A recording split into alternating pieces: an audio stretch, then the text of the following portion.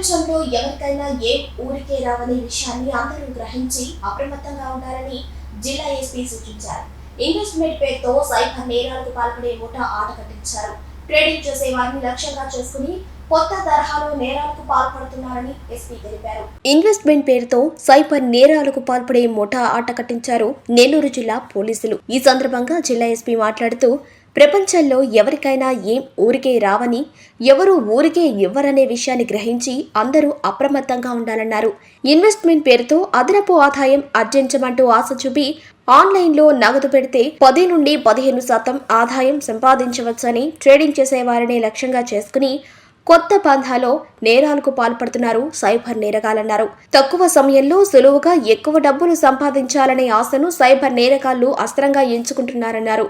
Cyber నేరగాళ్లు రూపొందించిన వెబ్సైట్లలో కొంత అమౌంట్ పెట్టాక లాభాలు వస్తున్నట్లు ఎరవేసి అధిక మొత్తంలో పెట్టుబడి పెట్టించి ఆ నగదు అకౌంట్లో కనపడతాయి, కానీ మీ ఖాతాలో జమ కావు.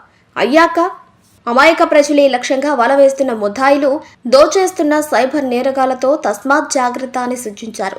జల్సాలకు అలవాటు పడి నగదు కోసం ముఠాగా ఏర్పడి సైబర్ నేరానికి పాల్పడుతున్న ముద్దాయిలందరూ యువతే అన్నారు. నెల్లూరు నగరంలోని మహిళ ఇచ్చిన ఫిర్యాదు మేరకు కేసు నమోదు చేసి జిల్లా ఎస్పీ ఆదేశాల మేరకు ప్రత్యేక బృందాలను ఏర్పాటు చేసి చిన్న బజార్ పోలీసులు దర్యాప్తు చేపట్టారు.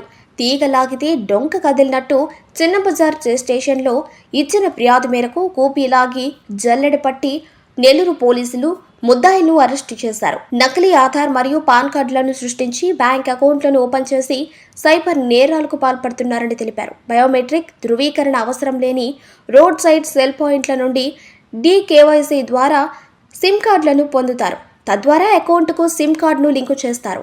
ఈ నేపథ్యంలో 7 మంది ముద్దాయిలను అరెస్ట్ చేసి సుమారు 2.46 కోట్లు బాధితుల నగదు కాజేసినట్లు ఇప్పటి వరకు చేసిన దర్యాప్తులో వెలుగులోకి వచ్చినట్టు వెల్లడించారు.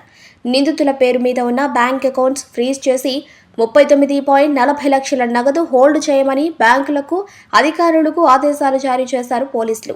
ప్రజలు సైబర్ నేరగాళ్ల చేతిలో ఫ్రాడ్ జరిగినట్టయితే వెంటనే నిర్భయంగా వచ్చి పోలీసు వారిని ఆశ్రయించాలని, ఆందోళన చెందకుండా సకాలంలో స్పందిస్తే పూర్తి న్యాయం జరుగుతుందని, మోసం జరిగిన వెంటనే 1930కి లేదా దగ్గరలోని పోలీసు వారికి ఫిర్యాదు చేయాలని విన్నవించారు. చాకచక్యంగా ముద్దాయిలను అరెస్ట్ చేసిన చిన్న బజార్ మరియు సైబర్ పోలీస్ సిబ్బందిని జిల్లా ఎస్పీ అభినందించారు.